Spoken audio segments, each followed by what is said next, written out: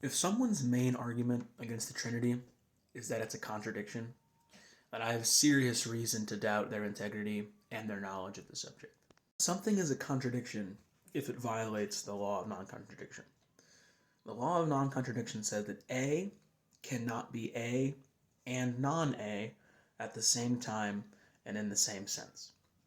The Trinity is not a contradiction because the doctrine of the Trinity, which says that there is one God who exists in three persons, is dealing in two distinct categories. So what it's saying is that there is one God, one essence of God, that's A, and there are three persons, that's B.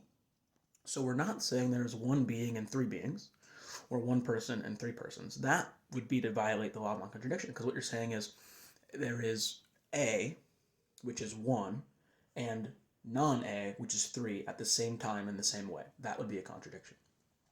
But saying that there is one A and three B is not a contradiction at all. And I get it. Some people just don't know. And that's fine. And they're just curious and they don't know. And after hearing that answer, maybe they're like, oh, okay, that makes sense. But there are some people who really should know better. They really ought to know better because they talk about it all the time. They try to present apologetics either for their religion or against Christianity, and they really ought to know if they were being honest and if they're having any integrity in the conversation. They really ought to know that it's not a contradiction.